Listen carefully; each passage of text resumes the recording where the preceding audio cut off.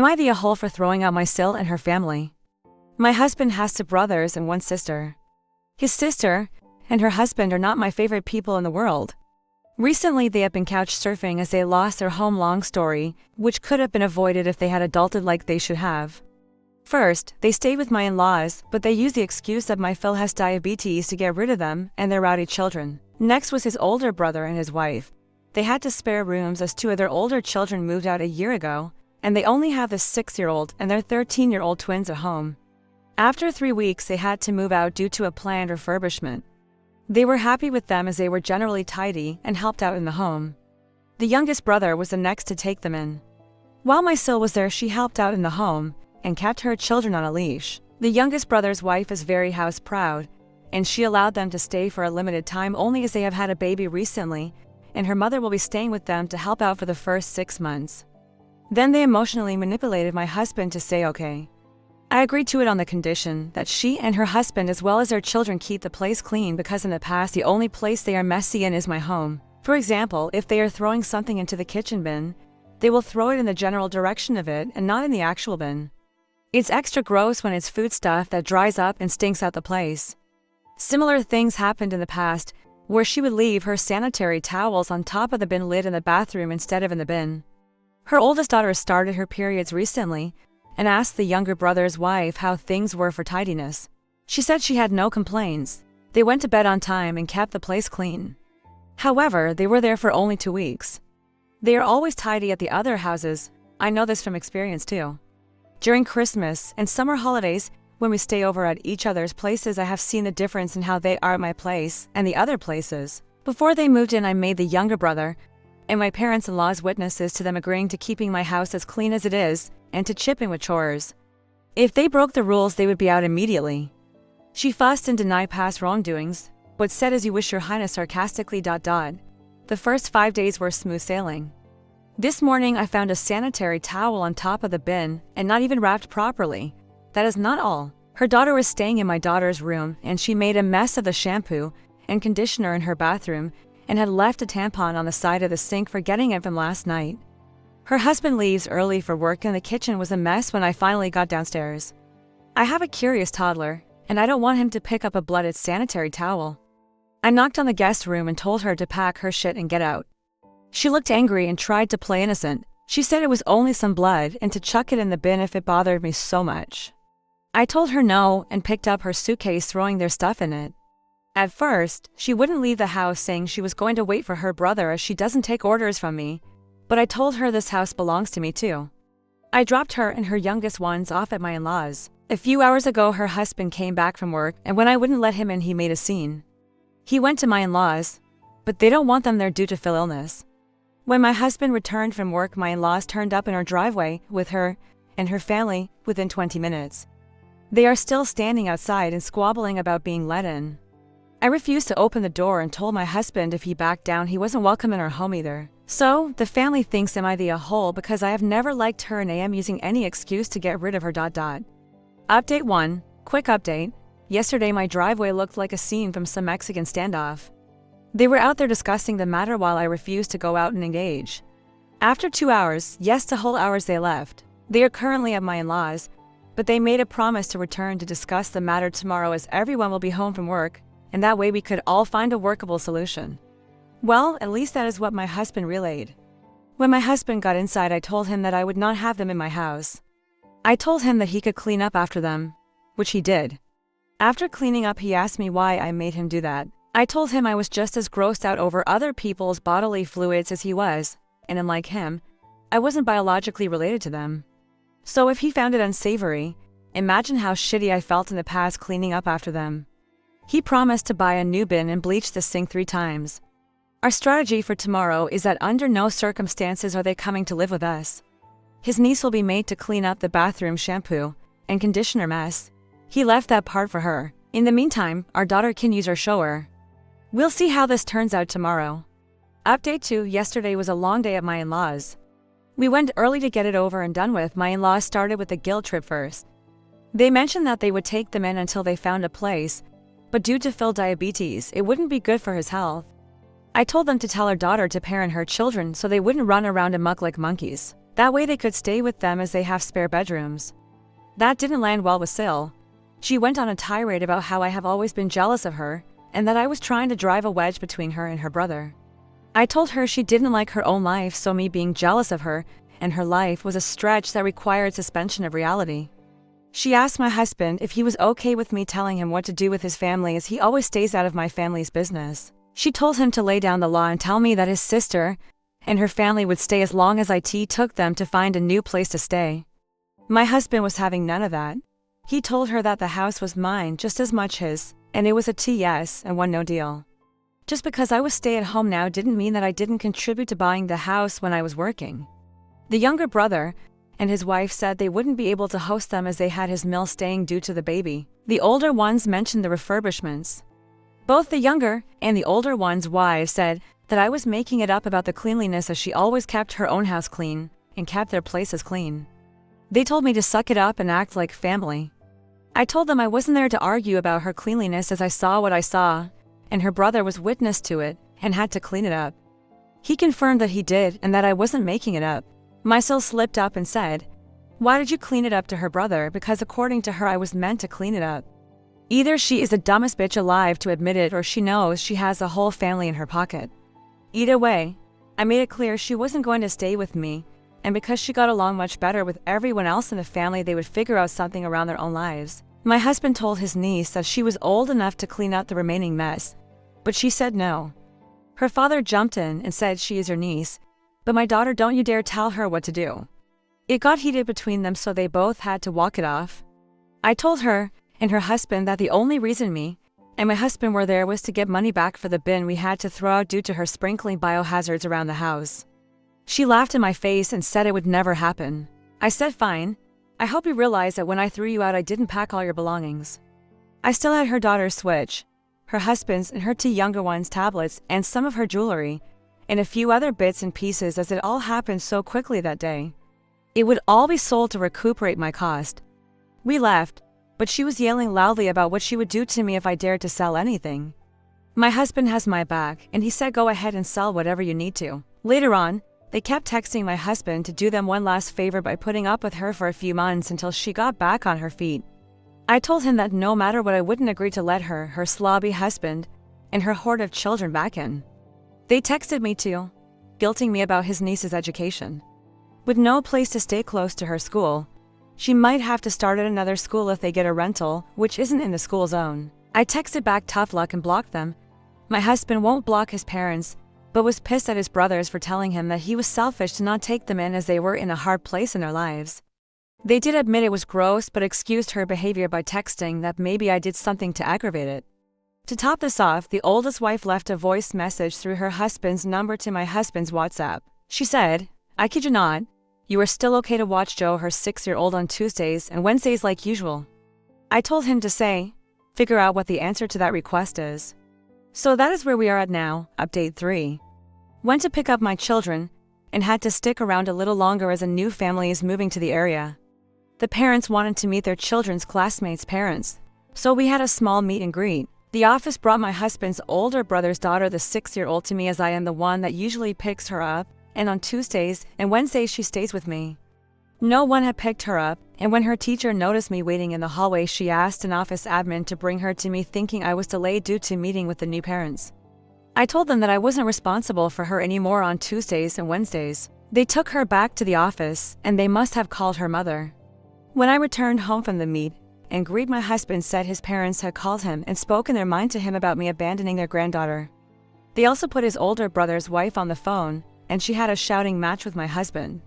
SIL I kicked out also had a few words with him. It ended with my husband telling his parents that they had lost the privilege to talk to him for a week, and he would only unblock them when they gave him and me a sincere apology. He explained that it was up to the parents to make pickup arrangements, when I have made it clear I would no longer provide free services. The SIL I kicked out is staying with her parents for now. Her husband and her younger two and two of the older ones are staying with my in-laws. The other older two are, and the other two younger ones are spread between the other two houses. But they made an indirect threat saying it would be a very temporary arrangement, as she promised it wouldn't take long for her to make her brother see the light. I think I am in for a long ride. Update 4. It's early in the morning and I've only slept a few hours. Don't know if I'll be able to finish this in one sitting. Friday I dropped off my children at school and the older brother's wife was there at drop-off time. She followed me because when I stopped to pick up some bits and pieces she confronted me in the store parking lot. She was apologetic and wanted to make amends. I was having none of it. She was desperate, she said, because if she missed one more week of overtime she would lose the project as she is the lead and has to stay there to supervise. Her husband can't change his hours and so it has to be her who picks up her 6-year-old. She said it's not defensible to have a grudge against her 6-year-old for a passing comment she made. I told her it wasn't a passing comment. She laid the blame on me for our SIL leaving biohazards in my home. She said she just wanted everyone to get along and was hoping to de-escalate the situation. I asked her to ask SIL to help her out, and she said she had refused as she has 3 under 7 years and can barely cope with them. I asked her to ask the youngest wife as she has her mother staying with her, leaving her with time and energy to pick up her children, and they clearly preferred each other over me. She said she wanted to concentrate on the early memories of her own child instead of helping her out with her 6-year-old. I told her to suck it up and find a solution with those she considered family. Then I went about my shopping. In the afternoon, when I went to pick up my little one, she was there again, and when we got out of the pickup line she followed me all the way home. So I blocked my driveway by parallel parking so she wouldn't be able to park and harass me at my door. I sent a text telling my husband to let me know when he would be home so I could move the car. Not being able to park didn't stop her as she parked on the side road and came to my house. She rang the bell, but I wouldn't open up the door. She went round the back and knocked on my back door telling me that I couldn't avoid her forever. We were family. I told her through the window as I didn't want her to push her way through if I opened the door, to leave or I would call the police for harassment. She left. In the evening someone rang our doorbell, and I went to open it. It was my Mill and Phil. They wanted to come inside and apologize, so I let them in. They started by telling us how much the events of the last few days had affected them. Then they said sorry and asked me to get back to normal. My Mill said that sometimes you have to put up with some negativity from family as life has a lot of ups and downs. Everything can't be roses and rainbows all the time. My husband stopped his mother and said, "Then why do critical_lemon and I have to be the only ones on the receiving end of the negativity? When would they hold his sister and the others accountable for their behavior?" They tried to guilt trip me into helping out with the 6-year-old as her mother, and I had previously been on good terms. I said she lost that privilege as she chose her side. They said would I be able to sleep at night knowing she would lose her job? I said yeah. My husband pointed out how much I had done for her without any financial compensation. They said you were home anyway. One more child that was already potty trained made no difference to me over the past 4 years. I told them it did because I had many sacrifices over the years for their daughter. I also mentioned that if they couldn't convince the younger brother's wife to help out then they had to forget about coercing me to do it. They wanted to know when I would return the stuff I was holding hostage. My husband says he was holding it hostage, and it would be returned when his sister paid up for damages. My Phil said that SIL would be right to report the theft to the police. My husband said she could do as she pleased. At this point, my husband told them something I wasn't aware of. He said to pass on a message to his sister that he had canceled the hotel and activities including the horse riding for his niece for the summer vacation asterisk. If he couldn't tell her to clean up her mess, because her father had told my husband, who did he think he was to his daughter to boss her around? Then he felt no need to pay for her specific activities since her father was unsure about their uncle-niece relationship and having the right to teach her some responsibility. This made my Mill upset and she said, "You haven't done that, have you?" I thought we would all have a great vacation.